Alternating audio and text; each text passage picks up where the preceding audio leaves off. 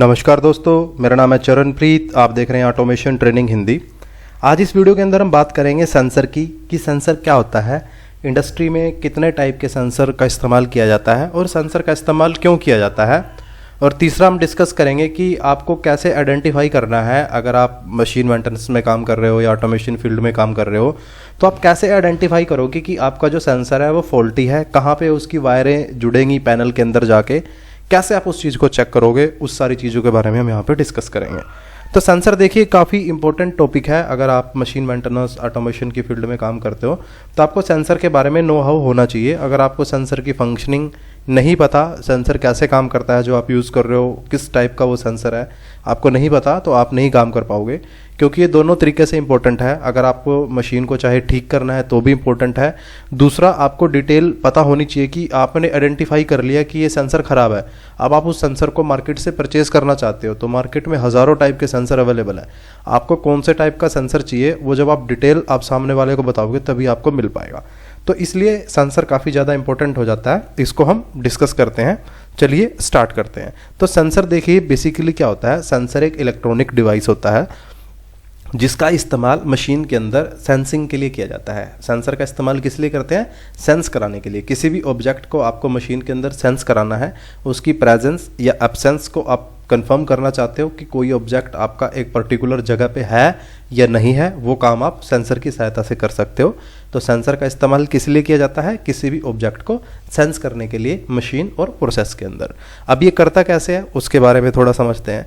Sensor देखिए क्या करता है। सेंसर एक इलेक्ट्रॉनिक डिवाइस होता है जो कि अपने सराउंडिंग कुछ अगर फिजिकल चेंज हुआ है, कुछ इलेक्ट्रिकल चेंजेस हुए हैं या कुछ केमिकल जो प्रॉपर्टी उसके चारों तरफ है उसके अंदर कुछ चेंजेस आए हैं, उस चेंजेस को डिटेक्ट करके वो आपको एक इलेक्ट्रिकल सिग्नल के रूप में आउटपुट देता है। बेसिकली सेंसर कैसे काम करता है, उसके सराउंडिंग जो इन्वायरमेंट है, उसके चारों तरफ जो इन्वायरमेंट है, अगर उस इन्वायरमेंट के अंदर कुछ फिजिकल चेंज आ रहा है, कुछ केमिकल चेंज आ रहा है, तो इलेक्ट्रिकल चेंज आ रहा है, तो इन सभी चेंजेस को डिटेक्ट करने के बाद आपको वो क्या दे देता है, एक वोल्टेज की फॉर्म में, इलेक्ट्रिकल सिग्नल की फॉर्म में या करंट की फॉर्म में आपको वो आउटपुट देता है। आपको बताता है कि ये यहाँ पे कंडीशन है। तो सेंसर बेसिकली काम कैसे करता है, जो इसके अंदर सर्किट लगा रहता है वो अपने सराउंडिंग के इन्वायरमेंट के अंदर फिजिकल, इलेक्ट्रिकल, केमिकल जो प्रॉपर्टीज है, जो इन्वायरमेंट है, उनके अंदर जो चेंजेस आ रहे हैं उनको सेंस करके आपको आउटपुट देता है।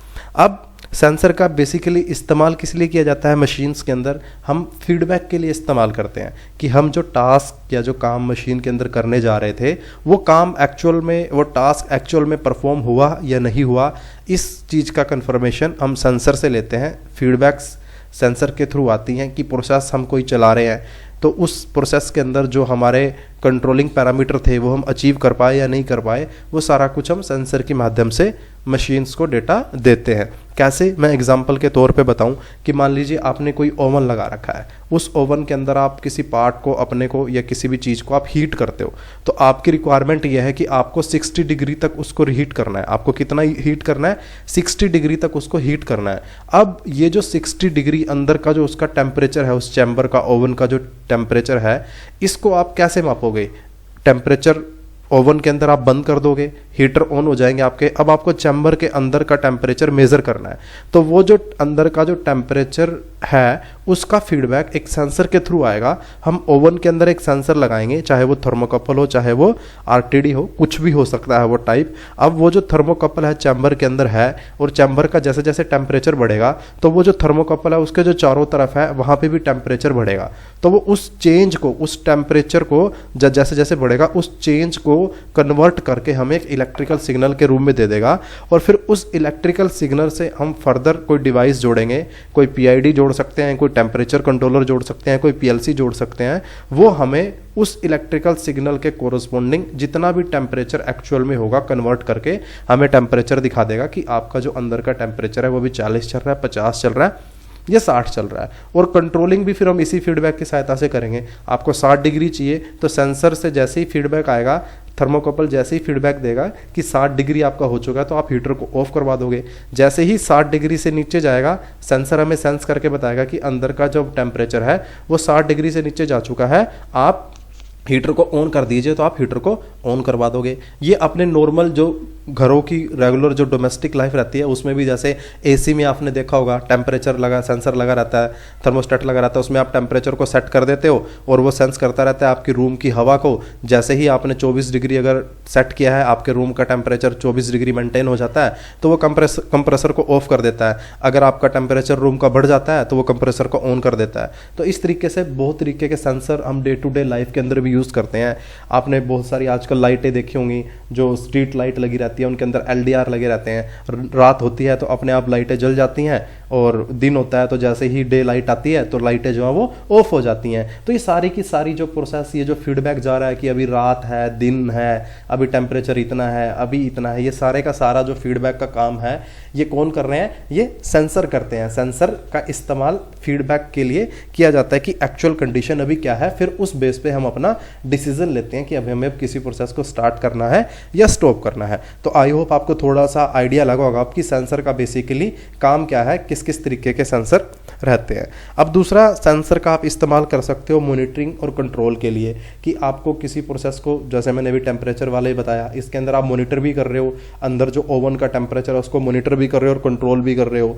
ठीक है, सेम एसी के केस के अंदर भी आप रूम का जो टेम्परेचर है उसको मॉनिटर भी कर रहे हो कि कितना डिग्री पहुंच गया है और कंट्रोल भी कर रहे हो। जैसे ही आपका रूम का टेम्परेचर, अगर एसी की बात करूं, रूम का टेम्परेचर आपने 24 सेट कर रखा है तो एसी उसको कंटिन्यू मॉनिटर करता रहता है। जैसे ही आपका 24 पहुंच जाता है वो कंप्रेसर को ऑफ कर देता है, तो वो उसको कंट्रोल भी कर रहा है।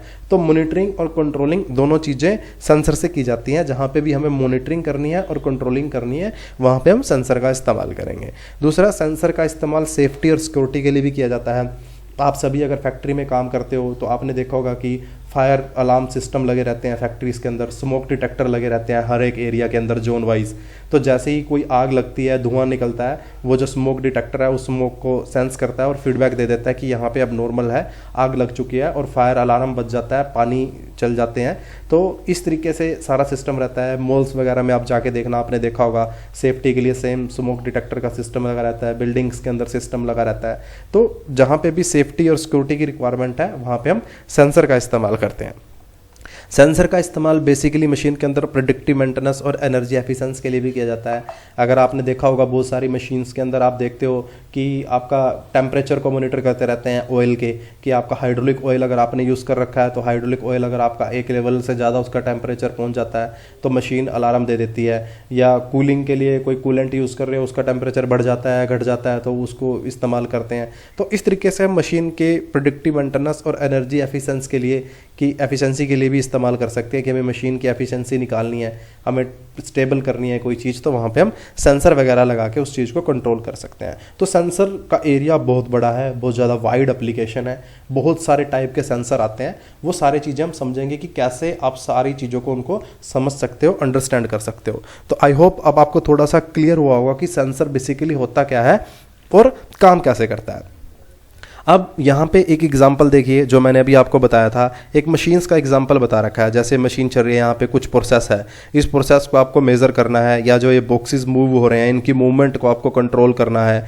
तो ये सारी चीज़ें आप किसकी सहायता से कर सकते हो? सेंसर की सहायता से कर सकते हो। मशीन्स के अंदर आपकी कुछ भी प्रोसेस मूवमेंट वगैरह आपको कंट्रोल करना है तो आप सेंसर का इस्तेमाल लगाओगे। अब कोई भी जो मशीन्स है, अब वो काम कैसे कर सकती है वो थोड़ा सा आपको पता होना चाहिए, तभी आप और ज़्यादा इन डेप्थ सेंसर की फंक्शन समझ पाओगे कि सेंसर लगाते ही क्यों है, लगाने ही क्यों है सेंसर। बिना सेंसर के मशीन्स चला देते हैं, अगर सेंसर के अंदर मशीन्स का इस्तेमाल नहीं करेंगे तो क्या दिक्कत आने वाली है वो मैं थोड़ा सा आपको समझाता हूँ। तो देखिए मेरे पास एक ये मशीन्स है, ये मशीन आपको दिखाई दे रही होगी, ये बेसिकली एक प्रेस मशीन है। अब एक प्रेस मशीन के अंदर फंक्शन क्या होता है कि ये जो सिलेंडर है, ये सिलेंडर नीचे जाता है और जो भी जॉब है, जो भी पार्ट है उसको प्रेस करके फिर से दोबारा ऊपर चला जाता है। इसका इतना सा ही टास्क है। ये टास्क करने के लिए इसके अंदर अलग अलग कंपोनेंट रहते हैं मशीन के अंदर। वो कौन से कंपोनेंट रहते हैं? सबसे पहले इसके अंदर एक पीएलसी पैनल रहता है, ये आपको पीएलसी पैनल दिखाई दे रहा होगा। इस पीएलसी पैनल के अंदर इस मशीन की सारी कंट्रोलिंग रहती है। जो भी कंट्रोलिंग है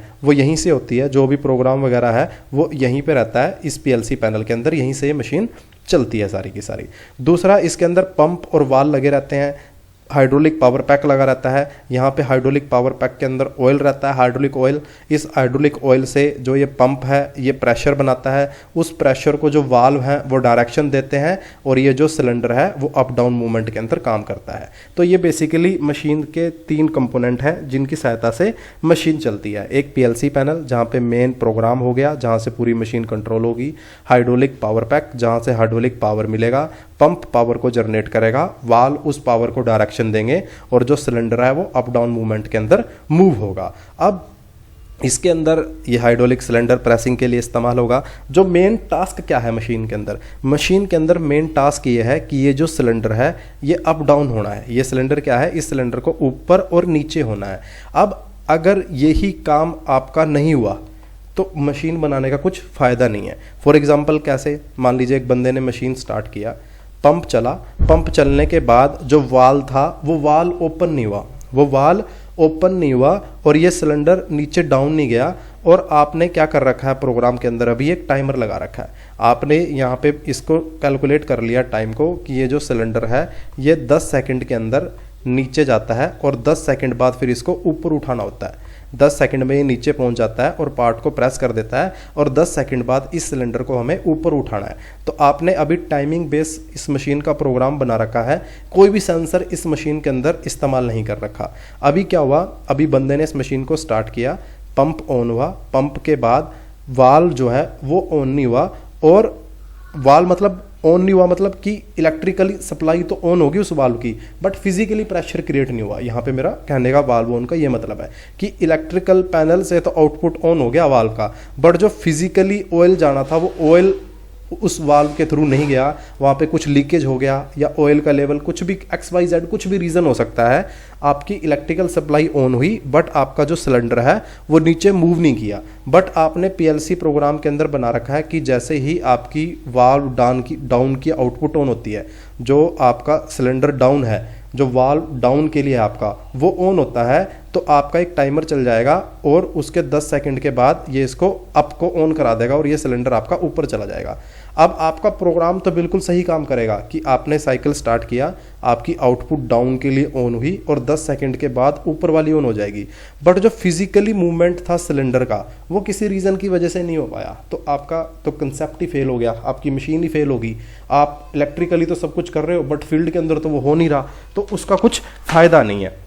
अब इस चीज़ से बचने के लिए ही ये जो इस तरीके के लूप होल आ जाते हैं, टाइमर बेस्ड जब हम सर्किट बनाते हैं, हम क्या यूज़ करते हैं? सेंसर का इस्तेमाल करते हैं। हम इस मशीन का प्रोग्राम कैसे बनाएंगे? हम इसके लिए सेंसर का इस्तेमाल करेंगे। मान लीजिए ये पार्ट है, इस पार्ट को इस सिलेंडर की सहायता से हमें प्रेस करना है। तो हम क्या करेंगे? ये जो सिलेंडर है, इस सिलेंडर की मूवमेंट का कंफर्मेशन लेंगे कि ये सिलेंडर एक्चुअल में फील्ड में चला या नहीं चला। ये सिलेंडर ऊपर है, ऊपर से चल के नीचे पहुंचा या नहीं पहुंचा, इस चीज को कंफर्म करेंगे कि एक्चुअल में फील्ड में मूवमेंट हो रही है नहीं हो रही है।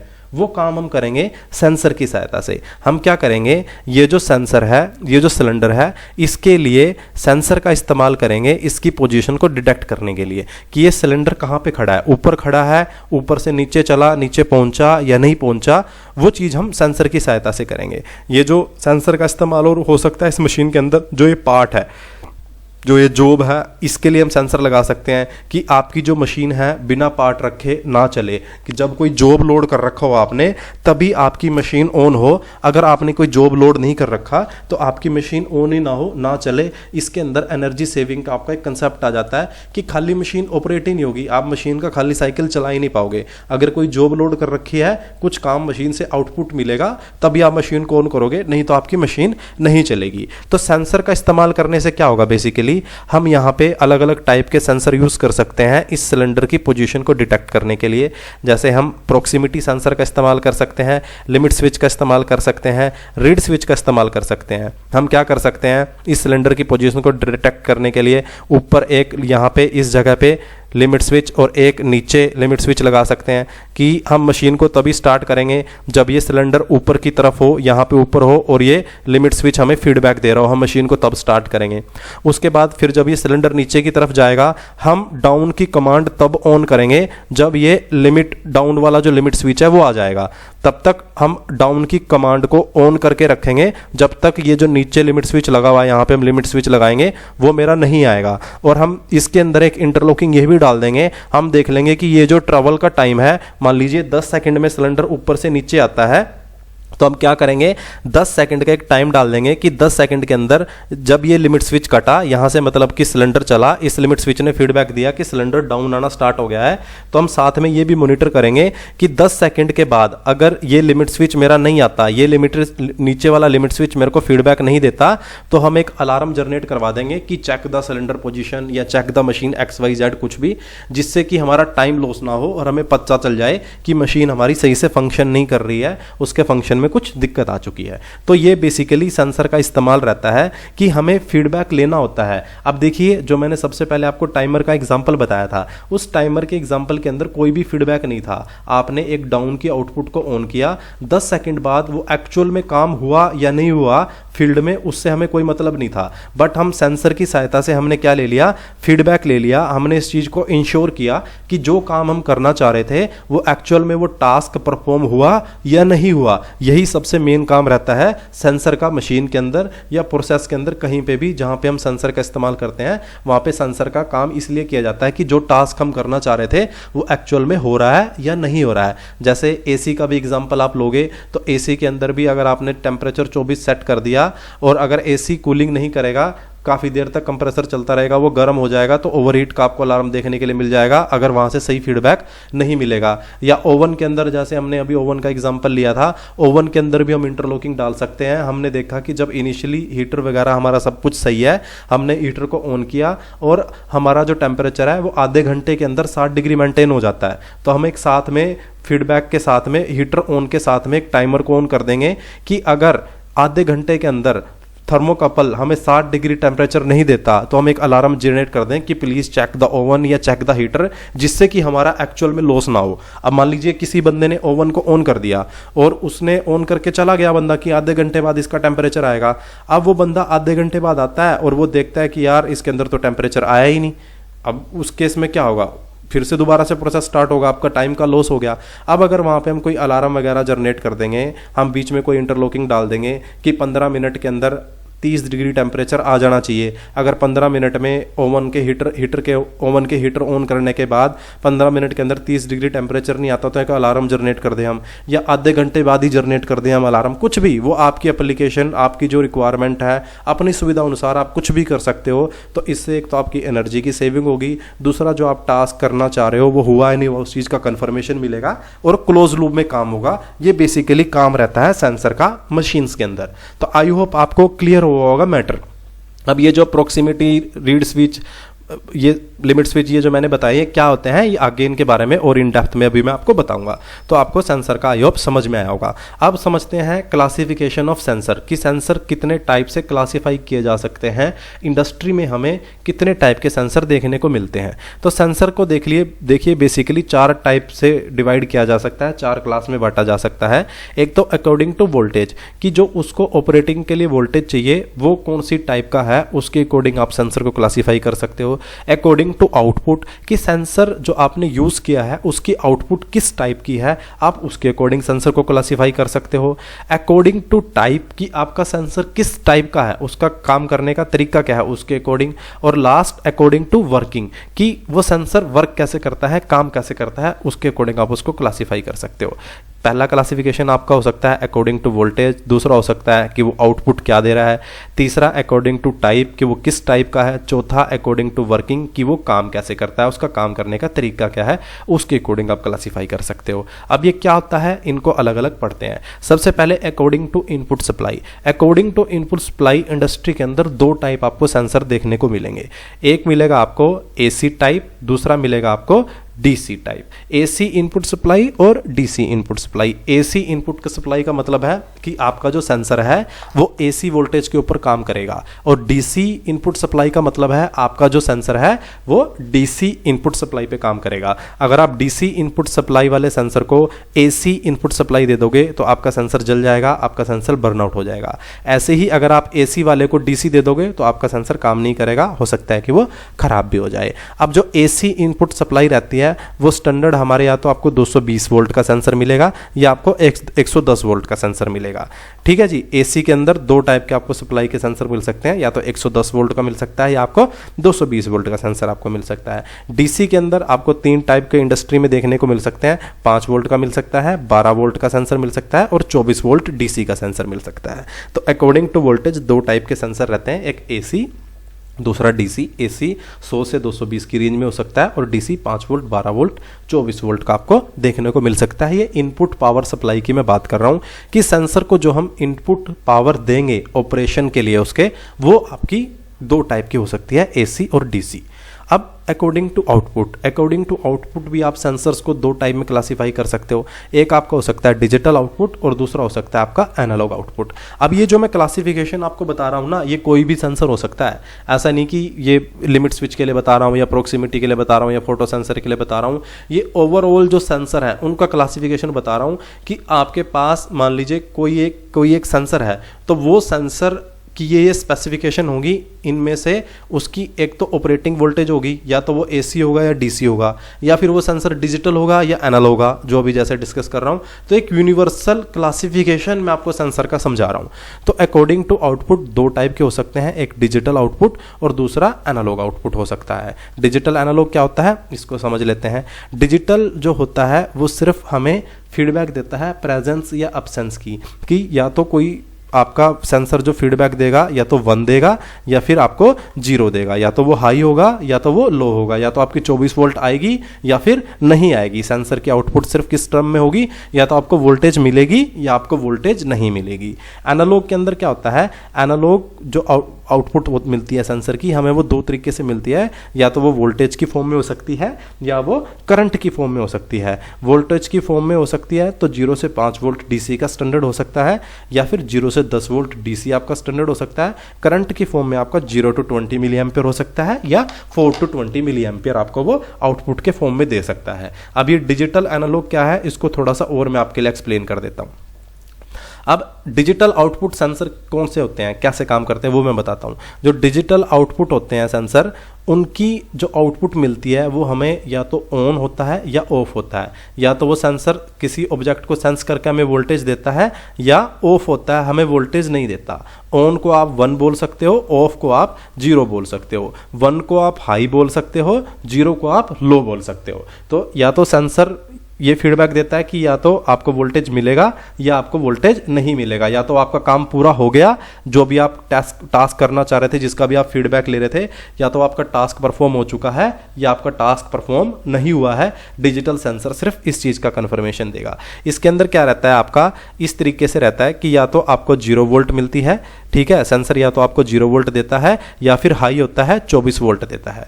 लिमिट स्विच इस तरीके का एक एग्जाम्पल है। जैसे लिमिट स्विच या तो आपको कोई इनपुट देता है या आपको इनपुट नहीं देता। लिमिट स्विच को आप प्रेस करते हो, या तो आपको वोल्टेज मिलेगी या आपको वोल्टेज नहीं मिलेगी, 2 ही कंडीशन है।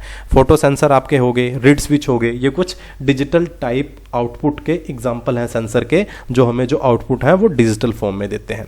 अब एनालॉग कौन से होते हैं, एनालॉग देखिए वो होते हैं जो वोल्टेज आउटपुट मिलता है हमें, वो इस तरीके का वोल्टेज मिलता है आउटपुट के अंदर। कैसे मिलता है, एक कंटिन्यूअस सिग्नल मिलता है। ये जैसे आपको एक दिखाई दे रहा होगा एनालॉग सिग्नल, ऐसे एक कंटिन्यूअस सिग्नल मिलता है जो with respect to time change होता रहता है। जैसे कैसे, जैसे टेम्परेचर है। अब मान लीजिए मैं आपको ओवन का एग्जांपल दे रहा था कि आपको 60 डिग्री गर्म करना है। अब ऐसा तो होगा नहीं कि आपने हीटर को ऑन किया और अंदर जो थर्मोकपल है वो एकदम से 60 डिग्री, हीटर आपके ऑन होंगे एकदम से 60 डिग्री पहुंचा देंगे और थर्मोकपल आपको सेंस करके बता देगा हाँ जी 60 डिग्री हो गया।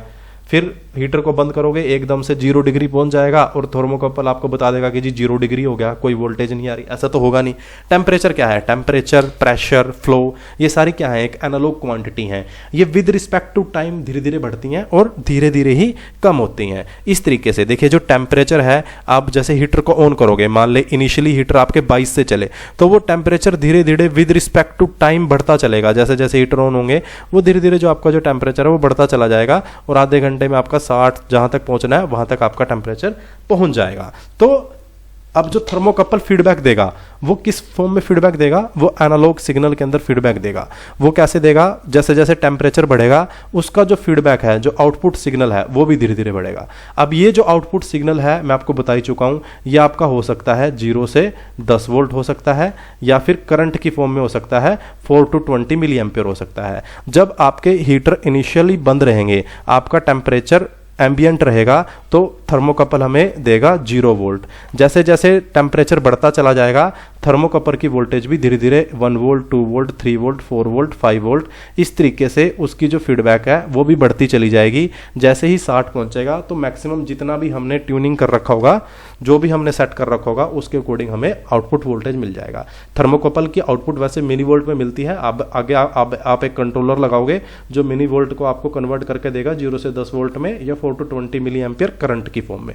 तो मैं जो कन्वर्टर लगा के जो आउटपुट मिल रहा है उसकी बात कर रहा हूं। यहां पे कंफ्यूज मत हो जाना कि ये थर्मोकपल तो 0 से 10 वोल्ट देता ही नहीं। तो इस तरीके से जो एनालॉग क्वांटिटी है वो बढ़ती है, इस तरीके से जो एनालॉग सेंसर है ये काम करते हैं। अब थर्मोकपल हो गया, ठीक है, आरटीडी हो गए, एक्सेलोमीटर हो गए, ये सारे क्या है, एनालॉग सेंसर के एग्जाम्पल हैं। प्रोक्सिमिटी सेंसर के अंदर क्या हो रहा था, या तो आपका हाई था या लो था, या तो आपको 0 वोल्ट मिलती थी आउटपुट में, या आपको 24 वोल्ट मिलती थी डिजिटल के केस में। एनालॉग के केस के अंदर क्या हो रहा है, आपको जो क्वांटिटी है उसके विद रिस्पेक्ट, जितनी आपकी क्वांटिटी है, जो भी आप थिंग मेजर कर रहे हो उसके विद रिस्पेक्ट आपको 0 से 10 वोल्ट में या करंट की फॉर्म में मेजर कर रहे हो तो 4 to 20 मिली एम्पियर की फॉर्म में कुछ वोल्टेज या करंट आपको मिलेगा। तो ये रहते हैं एनालॉग टाइप। ठीक है, इसको थोड़ा सा और समझा देता हूं। डिजिटल सिग्नल, मान लीजिए जैसे प्रॉक्सिमिटी है, इसको इस ऑब्जेक्ट को सेंस करना है। ये प्रॉक्सिमिटी हमें आउटपुट तब देगा जब जो ये ऑब्जेक्ट है, जैसे ये जो ऑब्जेक्ट है इस सेंसर के सामने आ जाएगा, इस सेंसर की रेंज में आ जाएगा, ये हमें क्या दे देगा, आउटपुट दे देगा। आउटपुट के अंदर क्या देगा, 24 वोल्ट सिग्नल ये दे देगा हमारा। तो इस सेंसर को इस्तेमाल करने के लिए आपको क्या करवाना है, सिर्फ जो ऑब्जेक्ट है उसको आपको इसके सामने लेके आना है, तो ये हमें 24 वोल्ट दे देगा। जैसे ये ऑब्जेक्ट मूव होगा और इस सेंसर के सामने आएगा, आपको सेंसर की आउटपुट मिल जाएगी। जैसे ही सेंसर के सामने आएगा, सेंसर की आपको आउटपुट जो है वो मिल जाएगी। तो इस तरीके से जो प्रॉक्सिमिटी सेंसर है, डिजिटल सेंसर है, वो काम करते हैं। अब एनालॉग के अंदर क्या होगा, एनालॉग का मैं आपको समझाता हूं। ये एक एनालॉग सेंसर है, ये क्या करता है, डिस्टेंस को मेजर करता है। मान लीजिए ऑब्जेक्ट है, इसको इस ऑब्जेक्ट का डिस्टेंस मेजर करना है कि इस सेंसर से इस ऑब्जेक्ट का डिस्टेंस कितना है। तो ये हमें जो आउटपुट देगा वो या तो 0 से 10 वोल्ट देगा या करंट के फॉर्म में देगा। अब जो इसकी आउटपुट है वो कैसे होगी, मान लीजिए ये ऑब्जेक्ट मूव होना स्टार्ट होगा, तो जैसे जैसे ये ऑब्जेक्ट इसकी तरफ बढ़ेगा, इसकी जो आउटपुट है वो बढ़ती चली जाएगी। जैसे जैसे ये ऑब्जेक्ट इससे दूर जाएगा तो ये जो वोल्टेज दे रहा है वो वोल्टेज कम होता चला जाएगा। ये ऑब्जेक्ट इसके फिर से पास आएगा, इसकी जो वोल्टेज है, आउटपुट वोल्टेज, वो फिर से बढ़ेगी। जैसे जैसे दूर जाएगा इस ऑब्जेक्ट की जो वोल्टेज है वो कम होती चली जाएगी। तो इस तरीके से एनालॉग सेंसर है वो वोल्टेज की फॉर्म में हमें आउटपुट देते हैं। ये कंटिन्यूस इन नेचर होते हैं। इसमें जैसे जैसे आपकी जो क्वांटिटी है फिजिकल, जिसको आप मेजर करना चाह रहे हो, उसके विद रिस्पेक्ट आपकी जो वोल्टेज है वो चेंज होती है। तो इस तरीके से एनालॉग सेंसर जो है वो काम करते हैं। इनका जो आउटपुट का सिग्नल है वो इस तरीके का रहता है। तो ये था एनालॉग के बारे में। देखिए इसके अंदर जैसे ये ऑब्जेक्ट इसकी तरफ जाता है तो ये जो वोल्टेज है बढ़ती है और ये कम होती है। अब ये पीछे जा रहा है तो ये वोल्टेज जो है वो कम होनी स्टार्ट हो जाएगी। जैसे ये ऑब्जेक्ट सेंसर की तरफ बढ़ेगा, जो वोल्टेज है सेंसर का आउटपुट है वो आपका बढ़ जाएगा। जैसे ये इससे दूर जाएगा, ये जो आपका वोल्टेज का लेवल है ये आपका कम होता चला जाएगा। इस वोल्टेज के लेवल से ही हम फिर फर्दर अपनी पीएलसी के अंदर प्रोग्रामिंग करेंगे और ये चीज़ इंश्योर करेंगे कि कैसे इस वोल्टेज से हम इस डिस्टेंस को कन्वर्ट कर सकते हैं। इस वोल्टेज को फिर हम एमएम के अंदर या मीटर्स के अंदर, जैसे भी आपको दिखाना है वैसे आप अपने प्रोग्राम के अंदर ट्यूनिंग करके उसको दिखाओगे। अब अकॉर्डिंग टू टाइप कितने टाइप के सेंसर रहते हैं, देखिए अकॉर्डिंग टू टाइप 2 टाइप के सेंसर रहते हैं। एक रहता है एक्टिव, दूसरा रहता है पैसिव। एक्टिव वो टाइप के सेंसर होते हैं जिनको कुछ भी एक्सटर्नल पावर सोर्स की रिक्वायरमेंट नहीं रहती, मतलब उनको अपने ऑपरेशन के लिए कोई भी एक्स्ट्रा पावर सोर्स की जरूरत नहीं है, वो बिना पावर सप्लाई के ही आपको फीडबैक दे देंगे। इस तरीके के भी सेंसर होते हैं। पैसिव सेंसर वो होते हैं जिनको ऑपरेशन करने के लिए, ऑपरेट होने के लिए, अपने आप को चलाने के लिए एक एक्सटर्नल पावर सोर्स की जरूरत पड़ेगी। जैसे अभी मैंने आपको प्रॉक्सिमिटी सेंसर दिखाया था, तो इसके अंदर हमें इनपुट सप्लाई की जरूरत पड़ती है। तो ये कौन से टाइप का सेंसर है, पैसिव टाइप का सेंसर है। अगर हम एक्टिव टाइप के सेंसर की बात करें तो थर्मोकपल जो होते हैं वो एक्टिव टाइप सेंसर होते हैं। थर्मोकपल के अंदर हम कोई भी एक्सटर्नल वोल्टेज नहीं देते। थर्मोकपल के अंदर दो डिफरेंट टाइप के मेटल का यूज़ किया जाता है और जब वो मेटल हीट होते हैं, गर्म होते हैं, तो उनके बीच में एक पोटेंशियल डिफरेंस क्रिएट होता है और उस पोटेंशियल डिफरेंस से जो वोल्टेज बनता है उस वोल्टेज को सेंस करके हम अपना टेम्परेचर निकालते हैं कि अभी अंदर का टेम्परेचर कितना होगा। ये जो वोल्टेज का वेरिएशन आता है उन मेटल को हीट होने पे हम अपने उससे क्या करते हैं, टेम्परेचर को मेजर करते हैं। आरटीडी हो गया। आरटीडी एक पैसिव सेंसर है। इसके अंदर आपको एक्सटर्नल वोल्टेज की जरूरत पड़ती है। इसके अंदर कैसे काम करता है कि आपका जो भी प्लेटिनियम यूज़ करते हैं वो जो हीट होता है तो उसकी रेजिस्टेंस में चेंज आता है, तो उसकी रेजिस्टेंस को मेजर करते हैं कि कितना चेंज आया। तो उस चेंज को मेजर करने के लिए हमें एक्सटर्नल पावर की जरूरत पड़ती है। तो इसलिए आरटीडी पैसिव टाइप का होता है। और थर्मोकपल के अंदर हम कोई भी एक्सटर्नल पावर नहीं देते। दो डिफरेंट मेटल जब हीट होती हैं तो उसके अंदर एक पोटेंशियल डिफरेंट क्रिएट होता है और उस वोल्टेज को हम मेजर करते हैं कि कितना वो चेंजेस आया उस वोल्टेज के अंदर, फिर हम इससे फीडबैक निकालते हैं। प्रोक्सिमिटी सेंसर जैसे हो गया आपका, अभी मैंने आपको बताया था, उसको भी ऑपरेट होने के लिए हम 24 वोल्ट एक्सटर्नल सप्लाई देते हैं, तभी हमें फीडबैक देता है। तो वो भी एक पैसिव टाइप का आपका सेंसर हो गया। तो एक्टिव सेंसर वो होते हैं जिनमें हमें कोई भी एक्सटर्नल पावर सोर्स की जरूरत नहीं पड़ती उनके ऑपरेशन के लिए। पैसिव होते हैं जिसके अंदर हमें एक्सटर्नल पावर सोर्स की जरूरत पड़ती है। एग्जाम्पल मैंने आपको बताया। अब अकॉर्डिंग टू एप्लीकेशन देखिए कितने टाइप के सेंसर हो सकते हैं। अब ये जो मैंने अभी तक आपको बताया ना, ये सभी सेंसर पे एप्लीकेबल रहेगा। सभी सेंसर पे कैसे एप्लीकेबल रहेगा मैं आपको बता देता हूँ। मान लीजिए आपको एक प्रोक्सिमिटी सेंसर खरीदना है, ठीक है। अब आप उस प्रोक्सिमिटी सेंसर को खरीदने के लिए जाओगे, आपको लगाना है, तो आपको सबसे पहले उस सेंसर की वोल्टेज डिसाइड करनी पड़ेगी कि आपको कितने वोल्ट का सेंसर चाहिए। अगर आपको डीसी चाहिए डीसी बताओगे, एसी चाहिए एसी बताओगे। तो आपको प्रोक्सिमिटी खरीदना है, सबसे पहले तो क्या बताओगे कि एसी या डीसी, फिर कितनी वोल्ट, 24 वोल्ट या 12 वोल्ट वो बताओगे। फिर उसके बाद आप बताओगे कि आपको चाहिए कौन सा, आपको डिजिटल चाहिए या एनालॉग चाहिए। आपको कौन सा चाहिए, डिजिटल चाहिए या एनालॉग चाहिए। फिर आपका सेंसर डिसाइड होगा कि हाँ जी मेरे को डिजिटल प्रोक्सिमिटी सेंसर चाहिए, 24 वोल्ट डीसी का सेंसर चाहिए। तब आप एक सेंसर ले पाओगे अपनी एप्लीकेशन के अकॉर्डिंग, ये सारी डिटेल उसको दोगे। तो ये जो मैंने अभी तक आपको डिटेल बताई ये सभी सेंसर पे एप्लीकेबल होंगी, चाहे वो आपके टेम्परेचर सेंसर हो, फ्लो सेंसर हो, कुछ भी किसी भी टाइप का सेंसर हो। आपका सेंसर ये जो मैंने क्लास बताई है उनमें से हर एक क्लास में से कुछ ना कुछ उसकी स्पेसिफिकेशन होगी।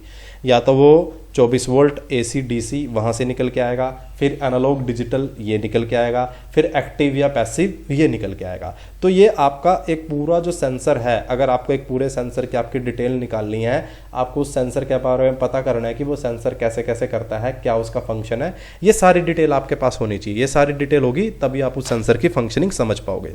अब बात करते हैं कि ये जो सेंसर हैं इंडस्ट्री में कितने टाइप के सेंसर यूज़ होते हैं, कौन सी चीज़ों के लिए हम इंडस्ट्री के अंदर सेंसर लगाते हैं, मशीन्स में हमारे सेंसर लगे होते हैं। तो सबसे मोस्ट कॉमन तो मैं एग्जांपल पूरी वीडियो में ही देता रहा हूँ, टेम्परेचर सेंसर जैसे यूज़ करते हैं, थर्मोकपल, आरटीडी, थर्मोस्टेट, ये किसके लिए, टेम्परेचर मेजरमेंट के लिए इस्तेमाल किया जाता है। प्रेशर के लिए हम प्रेशर सेंसर का यूज़ करते हैं। आपने मशीनों में प्रेशर स्विच लगे देखे होंगे कि जैसे ही प्रेशर पूरा हो जाता है आपने 5 बार सेट कर रखा है। एयर के लिए प्रेशर स्विच यूज़ करते हैं कि 5 बार एयर का प्रेशर आया तो आपकी मशीन के अंदर आगे फर्दर आप कंफर्मेशन ले सकते हो कि एयर प्रेशर ओके है। हाइड्रोलिक प्रेशर के लिए लेते हैं, ये डिजिटल टाइप का एग्जांपल हो गया आपका कि डिजिटल प्रेशर स्विच ले रहे हो आप। एनालॉग प्रेशर स्विच भी आते हैं जो पूरे प्रेशर को कंट्रोल करते हैं। मान लीजिए आपको कहीं पे प्रेशर मेंटेन करना है 10 बार, तो आप एनालॉग प्रेशर की सहायता से, आप पंप की सहायता से उसको प्रेशर को कंट्रोल करोगे। तो प्रेशर मेजरमेंट के लिए प्रेशर सेंसर, ये भी आपके एनालॉग डिजिटल होंगे। टेम्परेचर सेंसर भी आपके एनालॉग डिजिटल हो सकते हैं, प्रेशर सेंसर एनालॉग डिजिटल, ठीक है। और फ्लो सेंसर, फ्लो मेजरमेंट के लिए कि आपको किसी फ्लूइड का, लिक्विड का फ्लो मेजर करना है कि आपका फ्लो क्या चल रहा है, वो भी फ्लो सेंसर भी आपका डिजिटल हो सकता है, एनालॉग हो सकता है। लेवल सेंसर, आपको कहीं पे लेवल मॉनिटर करना है किसी फ्लूइड का, लिक्विड का, तो लेवल सेंसर आप यूज़ करोगे। लेवल सेंसर भी आपके डिजिटल एनालॉग दोनों टाइप के हो सकते हैं। प्रोक्सिमिटी सेंसर बिना टच किए सेंस करने वाले सेंसर। पोजीशन सेंसर, आपका पोजीशन सेंसर आपको पोजीशन निकालनी है, फोर्स सेंसर आपको फोर्स को कैलकुलेट करना है, लोड सेल वगैरह, ठीक है। साउंड सेंसर आप साउंड को मेजर करना चाहते हो कि आपका नॉइस का लेवल क्या है, आपका क्या लेवल चल रहा है वो। फोटो सेंसर, जैसे फोटो सेंसर रहते हैं हम मशीन्स के अंदर यूज़ करते हैं, फोटो इलेक्ट्रिकल बेसिकली फंक्शन को यूज़ करते हैं, LDR वगैरह, जो मैंने लाइट का एग्जांपल दिया था आपको कि रात होते हैं बहुत सारी जो आज के स्ट्रीट लाइट यूज़ करते हैं, रात होते हैं अपने आप जल जाती हैं, डे लाइट आती है तो अपने आप ऑफ हो जाती हैं। तो ये सारी की सारी इंडस्ट्री में डोमेस्टिक सेंसर की एप्लीकेशन है। ये आई होप आपको समझ में आई होगी। तो अब इस सेंसर के बारे में मैंने आपको बता दिया क्या होता है, कैसे काम करते हैं। अब नेक्स्ट पार्ट के अंदर हम जो हर एक टाइप का सेंसर है, जैसे टेम्परेचर सेंसर है, मैं इसके बारे में डिस्कस करूंगा एक वीडियो में कि टेम्परेचर सेंसर कितने टाइप के होते हैं, थर्मोकपल, RTD, थर्मोस्टेट क्या होता है, कैसे ये काम करते हैं, तीनों की क्या फंक्शनिंग रहती है, तीनों की वायरिंग कैसे रहती है, कैसे उसको चेक करोगे। सेम प्रेशर सेंसर के बारे में बताऊंगा, फ्लो सेंसर के बताऊंगा। तो ये पूरी एक सीरीज रहेगी वीडियो की, जो नेक्स्ट पार्ट के अंदर आपको अलग अलग जो मैंने टाइप बताए हैं, ये कौन से सेंसर रहते हैं, किस मेक के आते हैं, कैसे चेक करते हैं, ये सारे 1 बाय 1 हम डिस्कस करते चलेंगे, जिससे आपको पूरी सेंसर की नो हाउ मिल जाएगी। तो आई होप आपको समझ में आएगा कि सेंसर क्या होता है। अब बेसिकली जो सेंसर जुड़ा होता है ना मशीन्स में, उसके बारे में मैं थोड़ा सा आपको गाइड करता हूँ कि सेंसर का जो फीडबैक, जो वायरिंग है वो कैसे रहती है मशीन में। देखिए मशीन के अंदर बेसिकली जो मशीन को अगर हम क्लासीफाई करें, 4 मेन पार्ट रहते हैं। एक सबसे पहले रहता है मशीन का इनपुट सेक्शन, जहाँ से जो ऑपरेटर है वो मशीन को इनपुट देता है, जो push button, emergency, selector switch operator panel में बेसिकली जहाँ पे लगे रहते हैं। उसके बाद ये सारी जो वायरिंग है इनपुट सेक्शन की, वो आपकी कंट्रोल पैनल के अंदर जाती है, PLC RLC पे सारे वायर इसके जुड़ जाते हैं। यहाँ से ऑपरेटर इनपुट देता है, PLC पैनल पे वो ऑपरेटर की इनपुट पहुंचती है।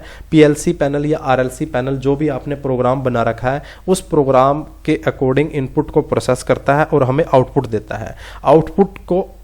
आउटपुट को चलाने के लिए मशीन में एक पावर सेक्शन होता है, जो आपकी मोटरें वगैरह हैं वो आपको, हीटर वगैरह जो लगा रखे हैं अगर हीटिंग कर रहे हो, वो आपको पावर देंगे जिससे आपकी मशीन चलेगी और लास्ट में आपको आउटपुट मिलेगा। आउटपुट के अंदर आपका कोई सिलेंडर या कन्वेयर जो भी आप मशीन के अंदर चला रहे हो, वो आपका परफॉर्मेंस आपका हो रहा होगा। जैसे मैंने आपको इनिशियली प्रेस मशीन का एग्जाम्पल दिया था। तो प्रेस मशीन कैसे काम कर रही थी, सबसे पहले एक इनपुट के लिए बटन लगा रखा था जहाँ से मशीन को स्टार्ट करते थे, स्टार्ट बटन था।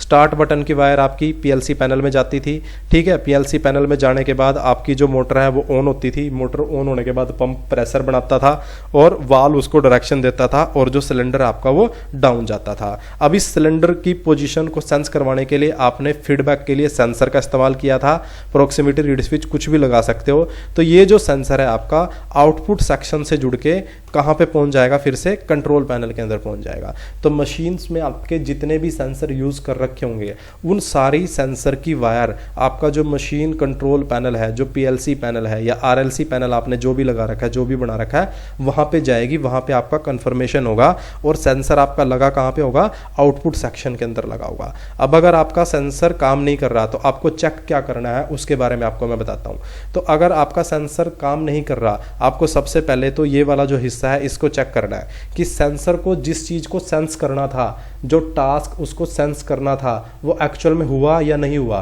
पता चला उसको सिलेंडर को डाउन को सेंस करना था और जो सिलेंडर है वो डाउन आया ही नहीं, तो यहाँ पे दिक्कत सेंसर की नहीं है, यहाँ पे दिक्कत सिलेंडर की है। तो आपको सबसे पहले किसको चेक करना है, आउटपुट सेक्शन को चेक करना है, इस वाले सेक्शन में काम करना है। अगर ये आपका ओके हो चुका है, अगर आपके आउटपुट ऑन हो चुके हैं, फिर आपको सेंसर की तरफ जाना है, फिर आपको सेंसर को देखना है।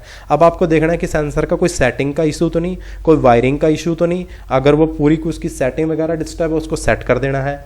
वायरिंग पूरी प्रॉपर सही है, आउटपुट निकाल रहा है, यहाँ से आउटपुट मिल रही है, फिर आपको पहुँच जाना है इस PLC पैनल में कि यहाँ तक पहुँच रही है नहीं पहुँच रही है इस वायर के थ्रू, या वायर में कुछ गड़बड़ हो गई इस वजह से यहाँ पे नहीं पहुँच पा रही। अगर यहाँ से आपकी आउटपुट निकल रही है तो आपको इस पाथ को चेक करना है, इस तरफ देखना है। अगर आपकी यहीं से आउटपुट नहीं निकल रही, सेंसर ही आपका आउटपुट नहीं दे रहा और आपका टास्क भी सही है, आपकी सेटिंग भी सही है, फिर आपको इंश्योर कर लेना है कि सेंसर आपका खराब है, सेंसर फॉल्टी है, आपको सेंसर को रिप्लेस करना पड़ेगा।